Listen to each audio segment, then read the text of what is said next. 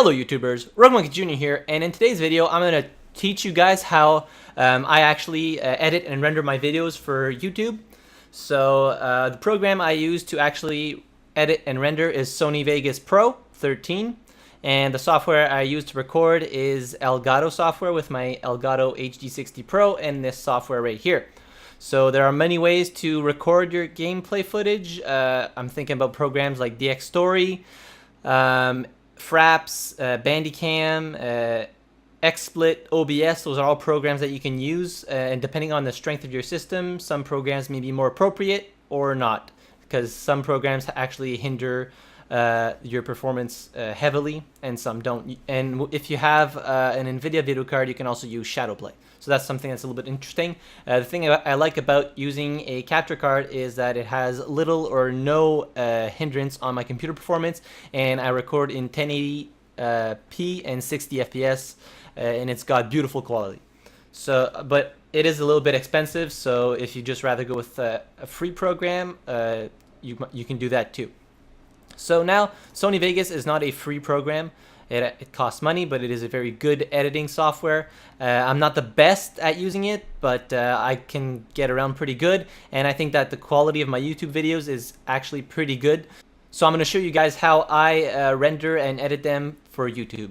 So first of all, what you're going to want to do when you open up Sony Vegas, you want to go to Files and then Properties. So this is how you're going to change the settings for every time you open up a new project. You're going to change these. So I use project settings that are custom. So I put 1920 by 1080. You can change this and put it 720p or whatever you like. I also put frame rates at 59.940, which is 60 FPS. Now, if you record your footage at 30 FPS, I would suggest going 29.970 and not 60. All these settings here I don't change. Pixel format I don't change. Resolution, rendering quality, you can change this to, I have it on good, which is just fine. Motion blur type, I didn't touch this, I left it on Gaussian.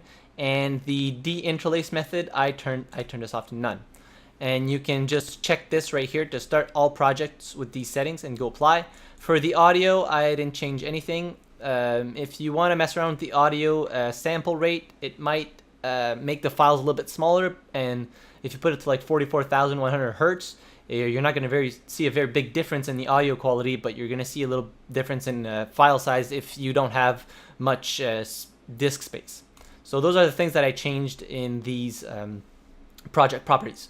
So let's just open up, drag a video down here. So this is your editing and your timeline basically. So let's just drag something down here and see, it's going to ask you, do you want to set your project video settings to match this media? So yes. So since I record in 60 frames per second, it's going to open up the project in 60 frames per second, which is also my the same thing I set for properties.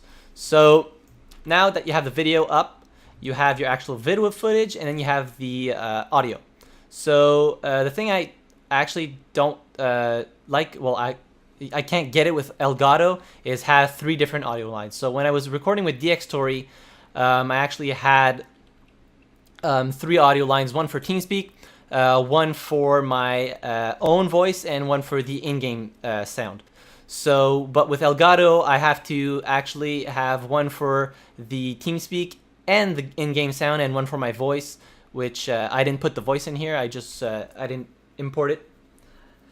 So that's one thing that's a little bit less attractive for me about the Elgato, because I play with friends a lot and I like to have and be able to modify every audio line possible. So yeah, that's something you have to deal with. So basically what I do is, let's say you were editing a video or whatever. So basically you can mess around with the shortcuts and whatever, but S is to split. So you can just split up your videos like that real quick. And then you can move them around on your timeline. You can create more video tracks and audio tracks depending on what you do, how you're rendering them or whatever. But one thing I suggest that you should do, first things first, is actually disabling so right click on your video, or you can also go up here and do that. I just do it here. Switches and disable resamples. So basically what resampling does is, if your media and source formatting are different, let's say you're recording in 30 frames per second and you're trying to render in 60 frames per second, it smart resampling is actually going to create some kind of a ghosting effect. So basically, it's going to keep some of the frames from before to keep up to the 60 frames per second. So you guys can go check out examples online. That's just really quickly explained what I just said. You can go check out examples online of what resampling actually does, and you guys can read into it and everything if you're really interested into knowing what it is. Yeah, I turn it off. It gives you much better quality and everything. So something else, a little trick that I like that you guys should have if you plan on having a YouTube channel or anything like that, is having all your things in one spot, like for editing videos. So here I have my video editing tools. So I have my intro, my outro, which I can just drag into here. And then I have these are for thumbnails and whatnot, music, words or whatever that you want to drag into your video or something like that. For examples, I'm going to use this one just to show you guys what it is. And I have all my gaming videos in here. So I have a gaming video file. This is my voice everywhere, where you see the M4A file, and all these are MP4 files for video, and the in-game audio and TeamSpeak are also in there.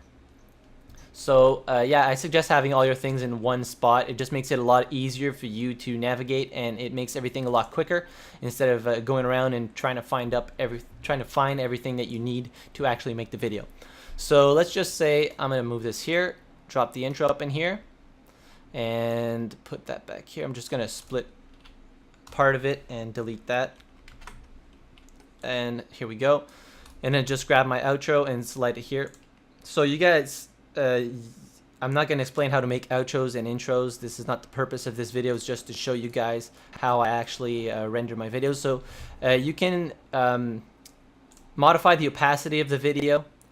You can modify the sound, how loud it's going to be. You can fade in and out. You see when you go to the corner of the video, you can fade it like this, fade it like that. So basically when I'm doing let's say I'm doing Bare Bones Monday, I have multiple clips, I split it, and for a more smooth transition, I fade in offset to 20 seconds. It just gives it a more natural feel, and transitions just a little bit better. So everything just looks smoother and everything flows perfectly. And something else that I do also is modify heavily my sounds, because everything's louder, or I always have a gauge because my intro is really loud and then the in-game sound is not so loud. So I just try to make everything sound so that you don't have to mess around, so that the viewers don't have to mess around with their volume while they're watching your video, because that would just get annoying. And then I have my outro here. So basically, you see I have an insert for a video. So this is just a still image basically. And how you do it to put so basically this is where you make annotations. If you want to encourage viewers to click on a video or whatever, you just insert the video track, you drag it down here, and then let's say I just grab the same video again. You don't need the audio track, so you're just going to press U on the audio track to actually separate it from your video file, and you're just going to press X, and you can just delete that like that. So let's say I just use this part like this, a very small and short clip.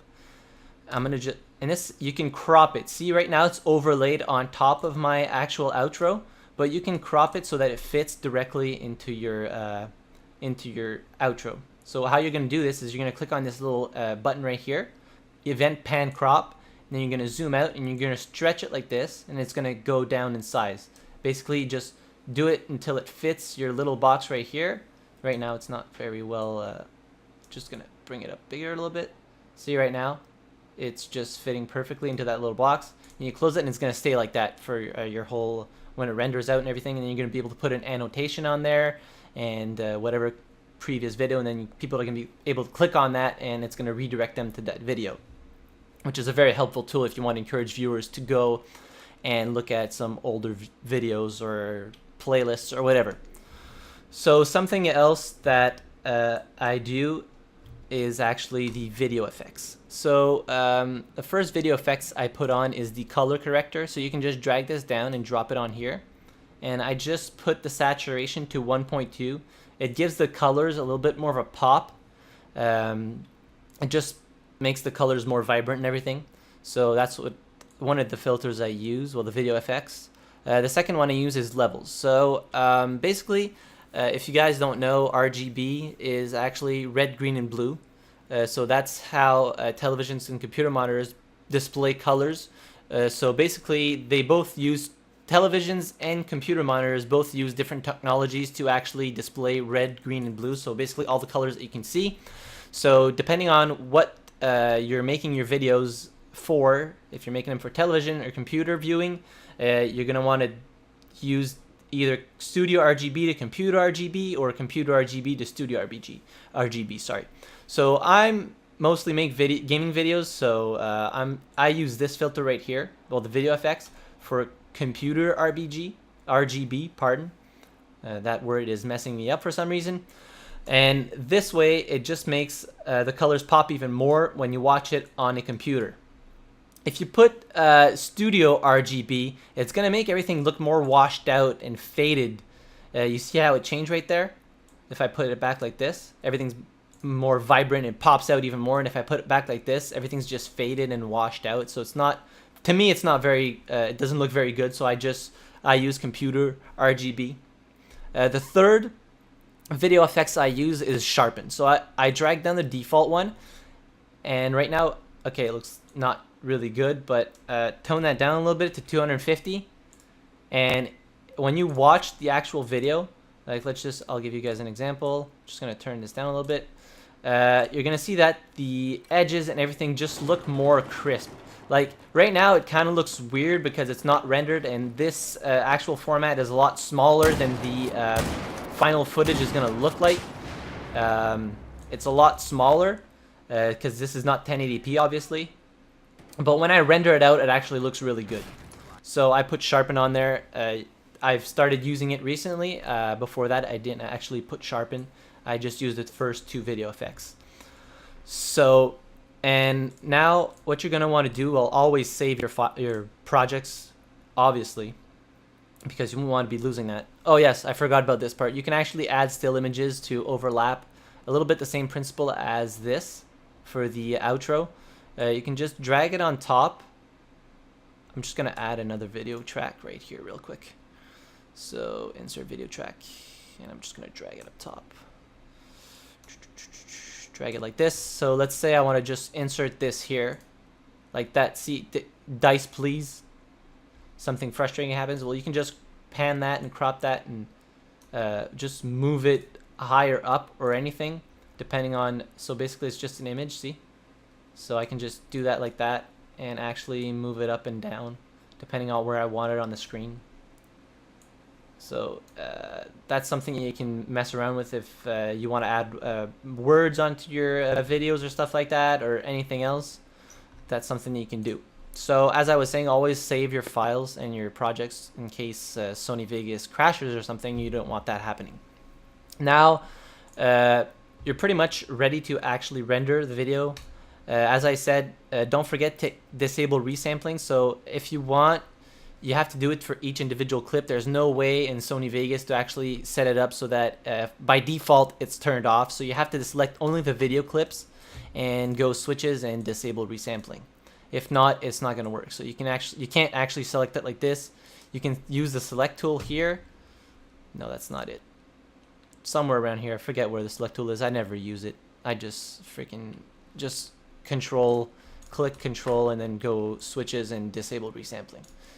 So don't forget to do that, because otherwise if you have differences between your source formatting and the media project or whatever, there might be ghosting in your render, and depending on the strength of your computer, rendering might take a while and you might be angry at the end when you see that there's ghosting in your final video. Don't forget to go check out online examples if you want to see actually what ghosting looks like. You're gonna see that it's quite horrible. So the final thing that you're going to want to do is go render as. Now make sure, right now I have my customized template.